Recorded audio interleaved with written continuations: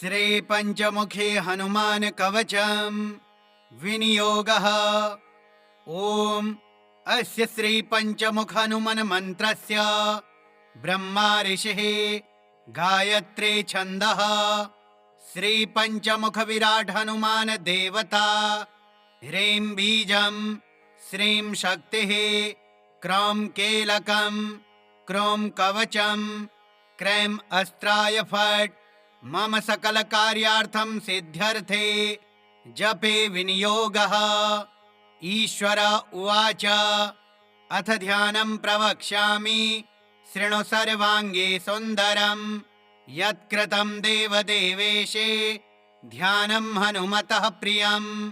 पञ्चवक्त्रमहाभीमं त्रिपञ्चनयनैर्युतं बाहुभिर्दशभिर्युक्तं सर्वकामार्थसिद्धिदं। पूर्वं तु वानरवक्त्रं कोटिसूर्यसमप्रभं दंष्ट्राकरालवदनं भ्रिकुटिकुटिलेक्षणम्। अस्यैव दक्षिणं वक्त्रं नारसिंहं महाद्भुतम् अत्युग्रतेजो वपुषा भीषणं भयनाशनम्। पश्चिमे गारुणं वक्त्रं वक्रतुण्डमहाबलम् सर्वनागप्रशमनं विषभूतादिकृन्तनम्। उत्तरसौकरवक्त्रं कृष्णदीप्तभूमपम् पाताले सिंहं वेतालं ज्वररोगादिकृन्ततम्। ऊर्ध्वं हयाननं घोरं दानवान्तकरं परम् येन वक्त्रेण विप्रेन्द्र ताटकाख्यं महासुरम्। दुर्गते शरणं तस्य सर्वशत्रुहरं परम् ध्यात्वा पञ्चमुखं रुद्रं हनुमन्तं दयानिधिं। खड्गं त्रिशूलं खट्वाङ्गं पाशमङ्कुशपर्वतं मुष्टौ तु कौमोदकौ वृक्षं धारयन्तं कमण्डलुं। भिन्दिपालं ज्ञानमुद्रां दसर्वे मुनिपुङ्गवा एतान्यायुधजालानि धारयन्तं भजाम्यहम्। प्रेतासनोपविष्टं तं सर्वाभूषणभूषितं दिव्यमाल्याम्बरधरं दिव्यगन्धानुलेपनं सर्वैश्वर्यमयं देवं हनुमद्विश्वतोमुखम्। पञ्चास्यमच्युतमनेकविचित्रवर्णं वक्त्रं सशङ्खविभूतं कपिराजवीर्यं पीताम्बरादिमुकुटैरपि शोभिताङ्गं पिङ्गाक्षमञ्चनिसुतं ह्यनिशं स्मरामि। मर्कटस्य महोत्साहं सर्वशोकविनाशनं शत्रुसंहर मां रक्ष श्रियदापयं हरिम्। ॐ हरिमर्कटाय स्वाहा। ॐ नमो भगवते पंचवदनाय पूर्वकविमुखाय सकलशत्रुसंहारणाय स्वाहा। ॐ नमो भगवते पंचवदनाय दक्षिणमुखाय करालवदनाय नरसिंहाय सकलभूतप्रेतप्रमथनाय स्वाहा। ॐ नमो भगवते पंचवदनाय पश्चिममुखाय गरुडाय सकलविषहराय स्वाहा। ॐ नमो भगवते पंचवदनाय उत्तरमुखाय आदिवराहाय सकलसम्पत्कराय स्वाहा। ॐ नमो भगवते पंचवदनाय ऊर्ध्वमुखाय हयग्रीवाय सकलजनवशीकरणाय स्वाहा। ॐ अस्य श्री पंचमुखी हनुमत्कवच स्तोत्र मंत्रस्य श्रीरामचंद्र ऋषिरनुष्टुप् छन्दः। श्री सीतारामचंद्रो देवता हनुमानति बीजं वायुदेवता इति शक्तिः। श्रीरामचंद्रावर प्रसाद सिद्ध्यर्थे जपे विनियोगः। करन्यासः ॐ हं हनुमान अंगुष्ठाभ्यां नमः। ॐ वं वायुदेवता तर्जनीभ्यां नमः। ॐ अं अंजनीसुताय मध्यमाभ्यां नमः। ॐ रं रामदूताय अनामिकाभ्यां नमः। ॐ हं हनुमते कनिष्ठिकाभ्यां नमः। ॐ रुं रुद्रमूर्तये करतलकरपृष्ठाभ्यां नमः। हृदयादिन्यासः। ॐ हं हृदयाय नमः। ॐ वं शिरसे स्वाहा। ॐ अं शिखायै वषट्। ॐ रं कवचाय हुम्। ॐ हं नेत्रत्रयाय वषट्। ॐ रं अस्त्राय फट्। श्रीरामदूताय आञ्जनेयाय वायुपुत्राय महाबलाय सीताशोकनिवारणाय महाबलप्रचण्डाय लङ्कापुरी दहनाय फाल्गुनसखाय कोलाहलसकलब्रह्माण्डविश्वरूपाय सप्तसमुद्रान्तराललङ्घिताय पिङ्गलनयनामितविक्रमाय सूर्यबिम्बफलसेवाधिष्ठितपराक्रमाय सञ्जीवन्या अङ्गदलक्ष्मणमहाकपिसैन्यप्राणदात्रे दशग्रीवविध्वंसनाय रामेष्टाय सीतासह रामचन्द्रवरप्रसादाय षड्प्रयोगागम पञ्चमुखे हनुमन्मन्त्रजपे विनियोगः। ॐ ह्रीं हरिमर्कटमर्कटाय स्वाहा। ॐ ह्रीं हरिमर्कटमर्कटाय वं वं वं वं वं फट् स्वाहा। ॐ ह्रीं हरिमर्कटमर्कटाय फं फं फं फं फं स्वाहा। ॐ ह्रीं हरिमर्कटमर्कटाय खं खं खं खं खं मारणाय स्वाहा। ॐ ह्रीं हरिमर्कटमर्कटाय डं डं डं डं डं आकर्षणाय सकलसम्पत्कराय पञ्चमुखे वीरहनुमते पर्यन्त्रतन्त्रोच्चाटनाय स्वाहा। ॐ पूर्वकपिमुखाय पञ्चमुखे हनुमते ठं ठं ठं ठं ठं सकलशत्रुसंहारणाय स्वाहा। ॐ दक्षिणमुखे पञ्चमुखे हनुमते करालवदनाय नरसिंहाय ह्रां ह्रां ह्रां ह्रां ह्रां सकलभूतप्रेतदमनाय स्वाहा। ॐ पश्चिममुखे गरुडासनाय पञ्चमुखे वीरहनुमते मं मं मं मं मं सकलविषहराय स्वाहा। ॐ उत्तरमुखे आदिवराहाय लं लं लं लं लं नृसिंहाय नीलकण्ठाय पञ्चमुखे हनुमते स्वाहा। ॐ ऊर्ध्वमुखाय हयग्रीवाय रुं रुं रुं रुं रुं रुद्रमूर्तये पञ्चमुखे हनुमते सकलजनवश्यकराय स्वाहा। ॐ अञ्जनीसुताय वायुपुत्राय महाबलाय रामेष्टफाल्गुनसखाय सीताशोकनिवारणाय लक्ष्मणप्राणरक्षकाय कपिसैन्यप्रकाशाय दशग्रीवाभिमानदहनाय श्रीरामचन्द्रवरप्रसादकाय महावीर्याप्रथमब्रह्माण्डनायकाय पञ्चमुखे हनुमते भूतप्रेतपिशाच ब्रह्मराक्षस शाकिनी डाकिनी अंतरिक्षग्रह परयंत्र परमंत्र परतंत्र सर्वग्रहोच्चाटनाय सकलशत्रुसंहारणाय पञ्चमुखे हनुमद्बरप्रसादक सर्वरक्षकाय जं जं जं जं जं स्वाहा।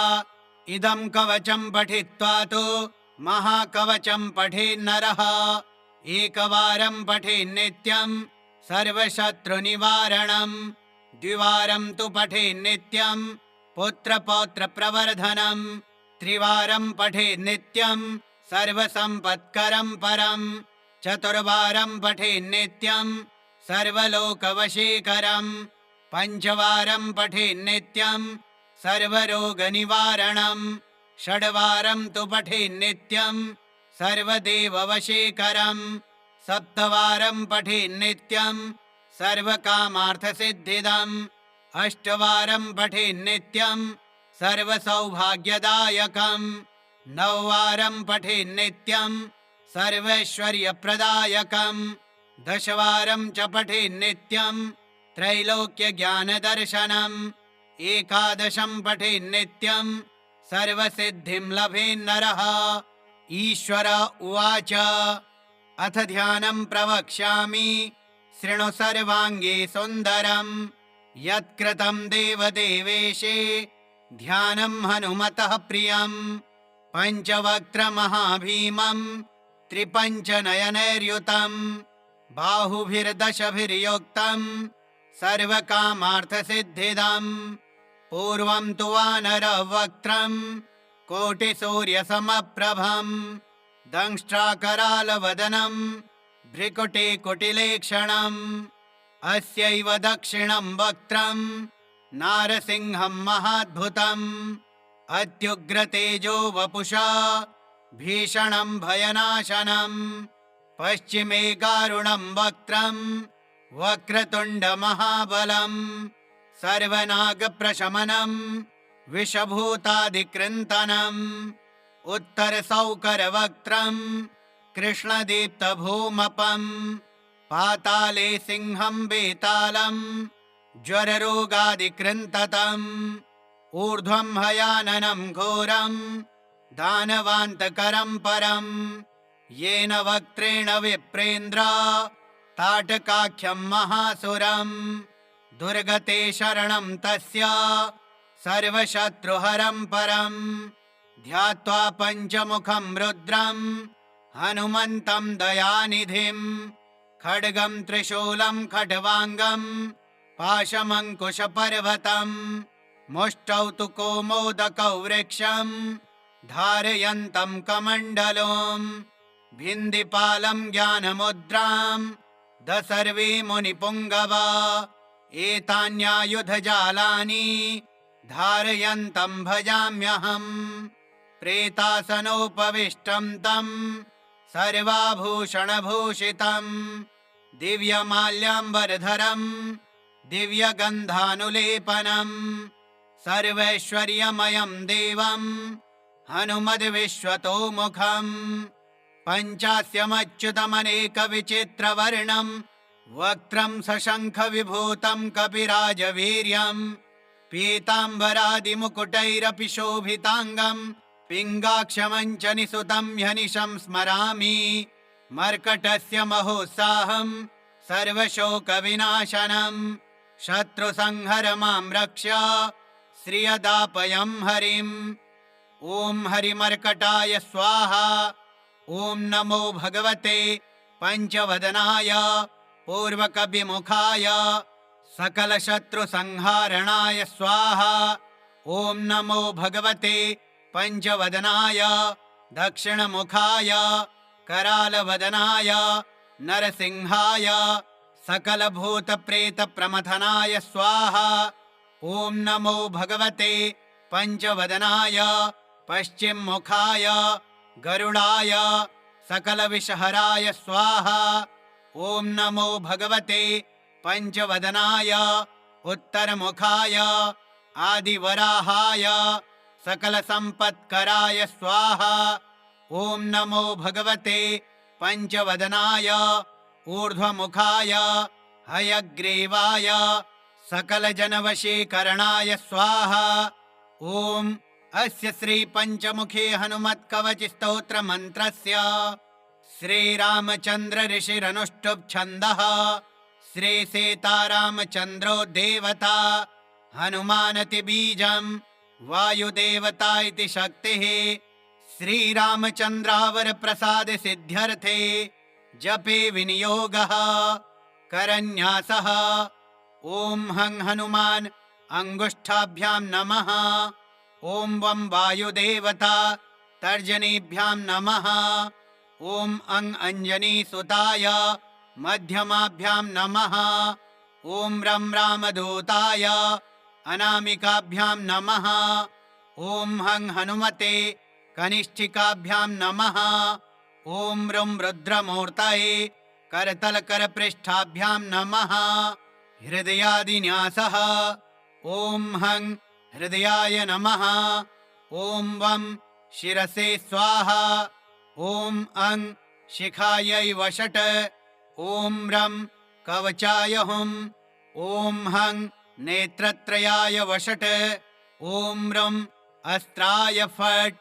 श्रीरामदूताय आञ्जनेयाय वायुपुत्राय महाबलाय सीताशोकनिवारणाय महाबलप्रचण्डाय लङ्कापुरी दहनाय फाल्गुनसखाय कोलाहलसकलब्रह्माण्डविश्वरूपाय सप्तसमुद्रान्तराललङ्घिताय पिङ्गलनयनामितविक्रमाय सूर्यबिम्बफलसेवाधिष्ठितपराक्रमाय सञ्जीवन्या अङ्गदलक्ष्मणमहाकपिसैन्यप्राणदात्रे दशग्रीवविध्वंसनाय रामेष्टाय सीतासह रामचन्द्रवरप्रसादाय षट्प्रयोगागम पञ्चमुखे हनुमन्मन्त्रजपे विनियोगः। ॐ ह्रीं हरिमर्कटमर्कटाय स्वाहा। ॐ ह्रीं हरिमर्कटमर्कटाय वं वं वं वं वं फट् स्वाहा। ॐ ह्रीं हरिमर्कटमर्कटाय फं फं फं फं फं स्वाहा। ॐ ह्रीं हरिमर्कटमर्कटाय खं खं खं खं खं मारणाय स्वाहा। ॐ ह्रीं हरिमर्कटमर्कटाय डं डं डं डं डं आकर्षणाय सकलसम्पत्कराय पञ्चमुखे वीरहनुमते पर्यन्त्रतन्त्रोच्चाटनाय स्वाहा। ॐ पूर्वकपिमुखाय पञ्चमुखे हनुमते ठं ठं ठं ठं ठं सकलशत्रुसंहारणाय स्वाहा। ॐ दक्षिणमुखे पञ्चमुखे हनुमते करालवदनाय नरसिंहाय ह्रां ह्रां ह्रां ह्रां ह्रां सकलभूतप्रेतदमनाय स्वाहा।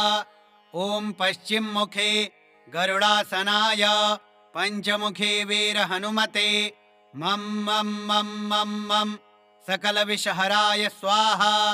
ॐ उत्तरमुखे आदिवराहाय लं लं लं लं लं नृसिंहाय नीलकण्ठाय पञ्चमुखे हनुमते स्वाहा।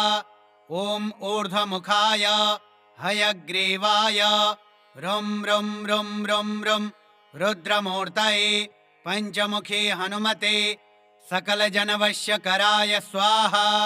ॐ अञ्जनीसुताय वायुपुत्राय महाबलाय रामेष्टफाल्गुनसखाय सीताशोकनिवारणाय लक्ष्मणप्राणरक्षकाय कपिसैन्यप्रकाशाय दशग्रीवाभिमानदहनाय श्रीरामचन्द्रवरप्रसादकाय महावीर्याप्रथमब्रह्माण्डनायकाय पञ्चमुखे हनुमते भूतप्रेतपिशाच ब्रह्मराक्षस शाकिनी डाकिनी अंतरिक्षग्रह पर्यंत्र परमंत्र परतंत्र सर्वग्रहोच्चाटनाय सकलशत्रुसंहारणाय पञ्चमुखे हनुमद्वरप्रसादक सर्वरक्षकाय जं जं जं जं जं स्वाहा।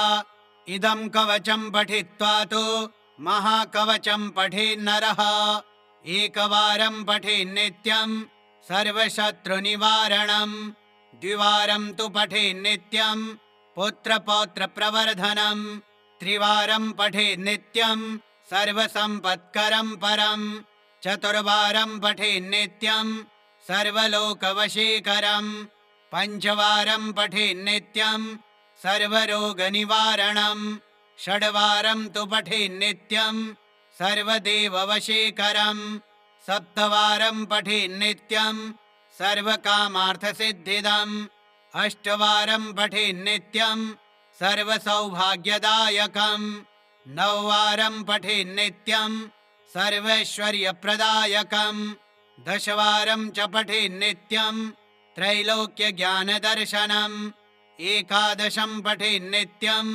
सर्वसिद्धिं लभेन्नरः। ईश्वर उवाच अथ ध्यानं प्रवक्ष्यामि शृणु सर्वाङ्गे सुन्दरम् यत्कृतं देवदेवेशे ध्यानं हनुमतः प्रियं पञ्चवक्त्रमहाभीमं त्रिपञ्चनयनैर्युतं बाहुभिर्दशभिर्युक्तं सर्वकामार्थसिद्धिदं पूर्वं तु वानरवक्त्रं कोटिसूर्यसमप्रभं दंष्ट्राकरालवदनं भ्रिकुटिकुटिलेक्षणम् अस्यैव दक्षिणं वक्त्रं नारसिंहं महाद्भुतम् अत्युग्रतेजो वपुषा भीषणं भयनाशनं पश्चिमे गारुणं वक्त्रं वक्रतुण्डमहाबलं सर्वनागप्रशमनं विषभूतादिकृन्तनम्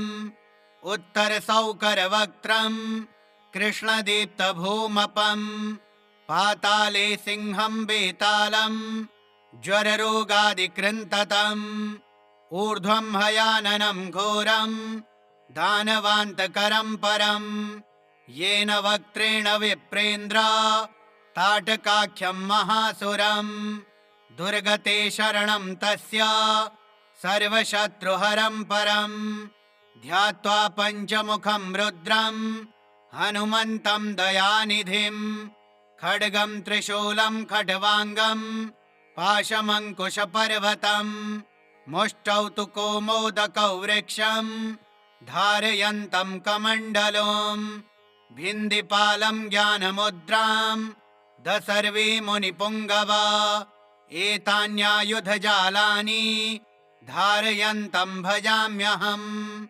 प्रेतासनोपविष्टं तं सर्वाभूषणभूषितं दिव्यमाल्याम्बरधरं दिव्यगन्धानुलेपनं सर्वैश्वर्यमयं देवं हनुमद्विश्वतोमुखं पञ्चास्यमच्युतमनेकविचित्रवर्णं वक्त्रं सशङ्खविभूतं कपिराजवीर्यं पीताम्बरादिमुकुटैरपि शोभिताङ्गं पिङ्गाक्षमञ्चनिसुतं ह्यनिशं स्मरामि मर्कटस्य महोत्साहं सर्वशोकविनाशनं शत्रुसंहर मां रक्ष श्रियदापयं हरिम् ॐ हरिमर्कटाय स्वाहा। ॐ नमो भगवते पञ्चवदनाय पूर्वकविमुखाय सकलशत्रुसंहारणाय स्वाहा।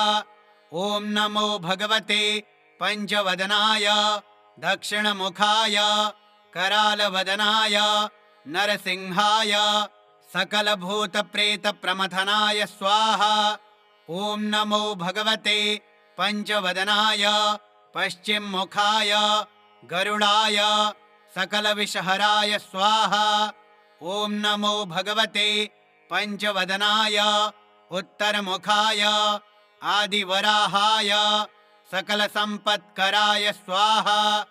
ॐ नमो भगवते पञ्चवदनाय ऊर्ध्वमुखाय हयग्रीवाय सकलजनवशीकरणाय स्वाहा।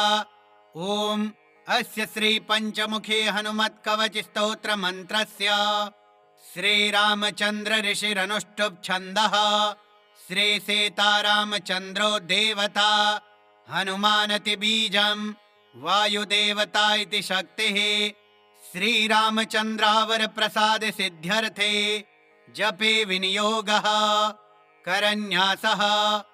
ॐ हं हनुमान् अंगुष्ठाभ्यां नमः। ॐ वं वायुदेवता तर्जनीभ्यां नमः। ॐ अं अंजनीसुताय मध्यमाभ्यां नमः। ॐ रं रामदूताय अनामिकाभ्यां नमः। ॐ हं हनुमते कनिष्ठिकाभ्यां नमः। ॐ रुं रुद्रमूर्तये करतलकरपृष्ठाभ्यां नमः। हृदयादिन्यासः। ॐ हं हृदयाय नमः। ॐ वं शिरसे स्वाहा। ॐ अं शिखायै वषट्। ॐ रं कवचाय हुम्। ॐ हं नेत्रत्रयाय वषट्। ॐ रं अस्त्राय फट्। श्रीरामदूताय आञ्जनेयाय वायुपुत्राय महाबलाय सीताशोकनिवारणाय महाबलप्रचण्डाय लङ्कापुरी दहनाय फाल्गुनसखाय कोलाहलसकलब्रह्माण्डविश्वरूपाय सप्तसमुद्रान्तराललङ्घिताय पिङ्गलनयनामितविक्रमाय सूर्यबिम्बफलसेवाधिष्ठितपराक्रमाय सञ्जीवन्य अङ्गदलक्ष्मणमहाकपिसैन्यप्राणदात्रे दशग्रीवविध्वंसनाय रामेष्टाय सीतासह रामचन्द्रवरप्रसादाय षट्प्रयोगागम पञ्चमुखे हनुमन्मन्त्रजपे विनियोगः।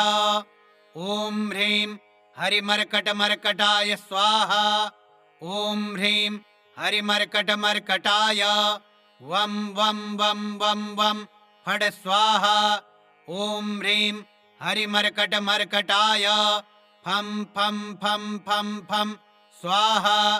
ॐ ह्रीं हरिमर्कटमर्कटाय खं खं खं खं खं मारणाय स्वाहा। ॐ ह्रीं हरिमर्कटमर्कटाय डं डं डं डं डं आकर्षणाय सकलसम्पत्कराय पञ्चमुखे वीरहनुमते पर्यन्त्रतन्त्रोच्चाटनाय स्वाहा। ॐ पूर्वकपिमुखाय पञ्चमुखे हनुमते ठं ठं ठं ठं ठं सकलशत्रुसंहारणाय स्वाहा। ॐ दक्षिणमुखे पञ्चमुखे हनुमते करालवदनाय नरसिंहाय ह्रां ह्रां ह्रां ह्रां ह्रां सकलभूतप्रेतदमनाय स्वाहा। ॐ पश्चिममुखे गरुडासनाय पञ्चमुखे वीरहनुमते मं मं मं मं मं सकलविषहराय स्वाहा। ॐ उत्तरमुखे आदिवराहाय लं लं लं लं लं नृसिंहाय नीलकण्ठाय पञ्चमुखे हनुमते स्वाहा। ॐ ऊर्ध्वमुखाय हयग्रीवाय रुं रुं रुं रुं रुं रुद्रमूर्तये पञ्चमुखे हनुमते सकलजनवश्यकराय स्वाहा। ॐ अञ्जनीसुताय वायुपुत्राय महाबलाय रामेष्टफाल्गुनसखाय सीताशोकनिवारणाय लक्ष्मणप्राणरक्षकाय कपिसैन्यप्रकाशाय दशग्रीवाभिमानदहनाय श्रीरामचन्द्रवरप्रसादकाय महावीर्याप्रथमब्रह्माण्डनायकाय पञ्चमुखे हनुमते भूतप्रेतपिशाच ब्रह्मराक्षस शाकिनी डाकिनी अंतरिक्षग्रह पर्यंत्र परमंत्र परतंत्र सर्वग्रहोच्चाटनाय सकलशत्रुसंहारणाय पञ्चमुखे हनुमद्बरप्रसादक सर्वरक्षकाय जं जं जं जं जं स्वाहा। इदं कवचं पठित्वा तु महाकवचं पठेन्नरः एकवारं पठेन्नित्यं सर्वशत्रुनिवारणं द्विवारं तु पठेन्नित्यं पुत्रपौत्रप्रवर्धनं त्रिवारं पठेन्नित्यं सर्वसम्पत्करं परं चतुर्वारं पठेन्नित्यं सर्वलोकवशीकरं पञ्चवारं पठेन्नित्यं सर्वरोगनिवारणं षड्वारं तु पठेन्नित्यं सर्वदेववशीकरं सप्तवारं पठेन्नित्यं सर्वकामार्थसिद्धिदम् अष्टवारं पठेन्नित्यं सर्वसौभाग्यदायकं नववारं पठेन्नित्यं सर्वैश्वर्यप्रदायकं दशवारं च पठेन्नित्यं त्रैलोक्यज्ञानदर्शनम् एकादशं पठेन्नित्यं सर्वसिद्धिं लभेन्नरः। ईश्वर उवाच अथ ध्यानं प्रवक्ष्यामि शृणु सर्वाङ्गे सुन्दरम् यत्कृतं देवदेवेशे ध्यानं हनुमतः प्रियम् पञ्चवक्त्रमहाभीमं त्रिपञ्चनयनैर्युतं बाहुभिर्दशभिर्युक्तं सर्वकामार्थसिद्धिदम् पूर्वं तु वानरवक्त्रं कोटिसूर्यसमप्रभम् दंष्ट्राकरालवदनं भ्रिकुटिकुटिलेक्षणम् अस्यैव दक्षिणं वक्त्रं नारसिंहं महाद्भुतम् अत्युग्रतेजो वपुषा भीषणं भयनाशनम् पश्चिमे गारुणं वक्त्रं वक्रतुण्डमहाबलम् सर्वनागप्रशमनं विषभूतादिकृन्तनम् उत्तरसौकरवक्त्रं कृष्णदीप्तभूमपम् पाताले सिंहं बेतालं ज्वररोगादिकृन्ततम् ऊर्ध्वं हयाननं घोरं दानवान्तकरं परम् येन वक्त्रेण विप्रेन्द्र ताटकाख्यं महासुरम् दुर्गते शरणं तस्य सर्वशत्रुहरं परम् ध्यात्वा पञ्चमुखं रुद्रं हनुमन्तं दयानिधिं खड्गं त्रिशूलं खड्वाङ्गं पाशमङ्कुशपर्वतं मुष्टौ तु कौमोदकौ वृक्षं धारयन्तं कमण्डलुं भिन्दिपालं ज्ञानमुद्रां दसर्वे मुनिपुङ्गवा एतान्यायुधजालानि धारयन्तं भजाम्यहम् प्रेतासनोपविष्टं तं सर्वाभूषणभूषितं दिव्यमाल्याम्बरधरं दिव्यगन्धानुलेपनं सर्वैश्वर्यमयं देवं हनुमद्विश्वतोमुखम् पञ्चास्यमच्युतमनेकविचित्रवर्णं वक्त्रं सशङ्खविभूतं कपिराजवीर्यं पीताम्बरादिमुकुटैरपि शोभिताङ्गं पिङ्गाक्षमञ्चनिसुतं ह्यनिशं स्मरामि मर्कटस्य महोत्साहं सर्वशोकविनाशनं शत्रुसंहर मां रक्ष श्रियदापयं हरिम् ॐ हरिमर्कटाय स्वाहा। ॐ नमो भगवते पञ्चवदनाय पूर्वकविमुखाय सकलशत्रुसंहारणाय स्वाहा। ॐ नमो भगवते पञ्चवदनाय दक्षिणमुखाय करालवदनाय नरसिंहाय सकलभूतप्रेतप्रमथनाय स्वाहा। ॐ नमो भगवते पञ्चवदनाय पश्चिममुखाय गरुडाय सकलविषहराय स्वाहा। ॐ नमो भगवते पञ्चवदनाय उत्तरमुखाय आदिवराहाय सकलसम्पत्कराय स्वाहा। ॐ नमो भगवते पञ्चवदनाय ऊर्ध्वमुखाय हयग्रीवाय सकलजनवशीकरणाय स्वाहा। ॐ अस्य श्रीपञ्चमुखे हनुमत्कवचस्तोत्रमन्त्रस्य श्रीरामचन्द्र ऋषिरनुष्टुप् छन्दः श्रीसीतारामचन्द्रो देवता हनुमानति बीजं वायुदेवता इति शक्तिः श्रीरामचन्द्रावरप्रसाद सिद्ध्यर्थे जपे विनियोगः करन्यासः। ॐ हं हनुमान् अंगुष्ठाभ्यां नमः। ॐ वं वायुदेवता तर्जनीभ्यां नमः। ॐ अं अंजनीसुताय मध्यमाभ्यां नमः। ॐ रं रामदूताय अनामिकाभ्यां नमः। ॐ हं हनुमते कनिष्ठिकाभ्यां नमः। ॐ रुं रुद्रमूर्तये करतलकरपृष्ठाभ्यां नमः। हृदयादिन्यासः। ॐ हं हृदयाय नमः। ॐ वं शिरसे स्वाहा। ॐ अं शिखायै वषट्। ॐ रं कवचाय हुम्। ॐ हं नेत्रत्रयाय वषट्। ॐ रं अस्त्राय फट्।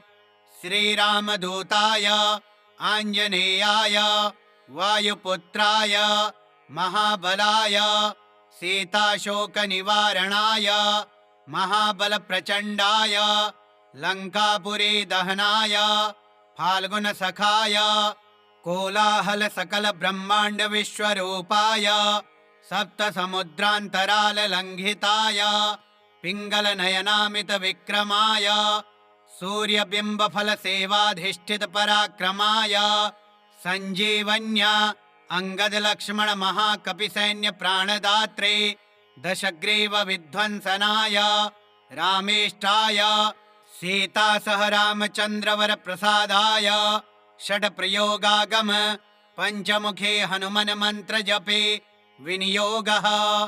ॐ ह्रीं हरिमर्कटमर्कटाय स्वाहा।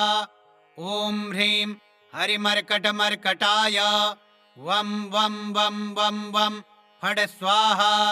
ॐ ह्रीं हरिमर्कटमर्कटाय फं फं फं फं फं स्वाहा। ॐ ह्रीं हरिमर्कटमर्कटाय खं खं खं खं खं मारणाय स्वाहा। ॐ ह्रीं हरिमर्कटमर्कटाय डं डं डं डं डं आकर्षणाय सकलसम्पत्कराय पञ्चमुखे वीरहनुमते पर्यन्त्रतन्त्रोच्चाटनाय स्वाहा। ॐ पूर्वकपिमुखाय पञ्चमुखे हनुमते ठं ठं ठं ठं ठं सकलशत्रुसंहारणाय स्वाहा। ॐ दक्षिणमुखे पञ्चमुखे हनुमते करालवदनाय नरसिंहाय ह्रां ह्रां ह्रां ह्रां ह्रां सकलभूतप्रेतदमनाय स्वाहा।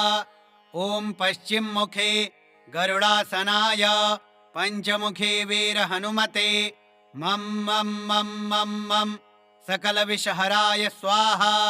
ॐ उत्तरमुखे आदिवराहाय लं लं लं लं लं नृसिंहाय नीलकण्ठाय पञ्चमुखे हनुमते स्वाहा। ॐ ऊर्ध्वमुखाय हयग्रीवाय रुं रुं रुं रुं रुं रुद्रमूर्तये पञ्चमुखे हनुमते सकलजनवश्यकराय स्वाहा।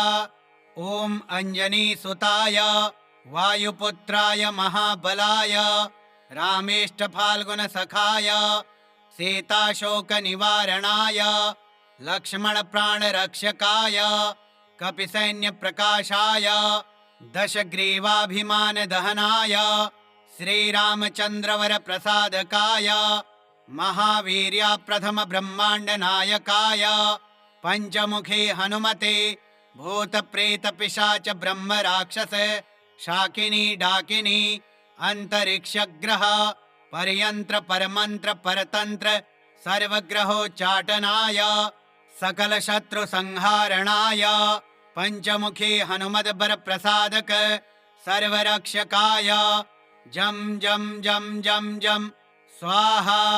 इदं कवचं पठित्वा तु महाकवचं पठेन्नरः एकवारं पठेन्नित्यं सर्वशत्रुनिवारणं द्विवारं तु पठेन्नित्यं पुत्रपौत्रप्रवर्धनं त्रिवारं पठेन्नित्यं सर्वसम्पत्करं परं चतुर्वारं पठेन्नित्यं सर्वलोकवशीकरं पञ्चवारं पठेन्नित्यं सर्वरोगनिवारणं षड्वारं तु पठेन्नित्यं सर्वदेववशीकरं सप्तवारं पठेन्नित्यं सर्वकामार्थसिद्धिदम् अष्टवारं पठेन्नित्यं सर्वसौभाग्यदायकं नववारं पठेन्नित्यं सर्वैश्वर्यप्रदायकं दशवारं च पठेन्नित्यं त्रैलोक्यज्ञानदर्शनम् एकादशं पठेन्नित्यं सर्वसिद्धिं लभेन्नरः। ईश्वर उवाच अथ ध्यानं प्रवक्ष्यामि शृणु सर्वाङ्गे सुन्दरं यत्कृतं देवदेवेशे ध्यानं हनुमतः प्रियं पञ्चवक्त्रमहाभीमं त्रिपञ्चनयनैर्युतं बाहुभिर्दशभिर्युक्तं सर्वकामार्थसिद्धिदं पूर्वं तु वानरवक्त्रं कोटिसूर्यसमप्रभं दंष्ट्राकरालवदनं भ्रिकुटिकुटिलेक्षणम् अस्यैव दक्षिणं वक्त्रं नारसिंहं महाद्भुतम् अत्युग्रतेजो वपुषा भीषणं भयनाशनं पश्चिमे गारुणं वक्त्रं वक्रतुण्डमहाबलम् सर्वनागप्रशमनम् विषभूतादिकृन्तनम् उत्तरसौकरवक्त्रम् कृष्णदीप्तभूमपम् पाताले सिंहम् वेतालम् ज्वररोगादिकृन्ततम् ऊर्ध्वम् हयाननम् घोरम् दानवान्तकरम् परम् येन वक्त्रेण विप्रेन्द्र ताटकाख्यम् महासुरम् दुर्गते शरणम् तस्य सर्वशत्रुहरम् परम् ध्यात्वा पञ्चमुखम् रुद्रम् हनुमन्तम् दयानिधिम् खड्गम् त्रिशूलम् खट्वाङ्गम् पाशमङ्कुशपर्वतम् मुष्टौ तु कौमोदकौ वृक्षम् धारयन्तम् कमण्डलम् भिन्दिपालम् ज्ञानमुद्राम् दसर्वे मुनिपुङ्गवा एतान्यायुधजालानि धारयन्तम् भजाम्यहम् प्रेतासनोपविष्टम् तम् सर्वाभूषणभूषितम् दिव्यमाल्याम्बरधरम् दिव्यगन्धानुलेपनम् सर्वैश्वर्यमयम् देवम् हनुमद्विश्वतोमुखम् पञ्चास्यमच्युतमनेकविचित्रवर्णम् वक्त्रम् सशङ्खविभूतम् कपिराजवीर्यम् पीताम्बरादिमुकुटैरपि शोभिताङ्गम् पिङ्गाक्षमञ्चनिसुतम् ह्यनिशम् स्मरामि मर्कटस्य महोत्साहम् सर्वशोकविनाशनम् शत्रुसंहरमाम् रक्ष श्रियदापयम् हरिम् ॐ हरिमर्कटाय स्वाहा। ॐ नमो भगवते पञ्चवदनाय पूर्वकविमुखाय सकलशत्रुसंहारणाय स्वाहा। ॐ नमो भगवते पञ्चवदनाय दक्षिणमुखाय करालवदनाय नरसिंहाय सकलभूतप्रेतप्रमथनाय स्वाहा। ॐ नमो भगवते पञ्चवदनाय पश्चिममुखाय गरुडाय सकलविषहराय स्वाहा। ॐ नमो भगवते पञ्चवदनाय उत्तरमुखाय आदिवराहाय सकलसम्पत्कराय स्वाहा। ॐ नमो भगवते पञ्चवदनाय ऊर्ध्वमुखाय हयग्रीवाय सकलजनवशीकरणाय स्वाहा। ॐ अस्य श्रीपञ्चमुखी हनुमत्कवचस्तोत्रमन्त्रस्य श्रीरामचन्द्र ऋषिरनुष्टुप् छन्दः श्रीसीतारामचन्द्रो देवता हनुमानति बीजम् वायुदेवता इति शक्तिः श्रीरामचन्द्रावर प्रसाद सिद्ध्यर्थे जपे विनियोगः करन्यासः। ॐ हं हनुमान् अंगुष्ठाभ्याम् नमः। ॐ वं वायुदेवता तर्जनीभ्याम् नमः। ॐ अं अंजनीसुताय मध्यमाभ्याम् नमः। ॐ रं रामदूताय अनामिकाभ्याम् नमः। ॐ हं हनुमते कनिष्ठिकाभ्याम् नमः।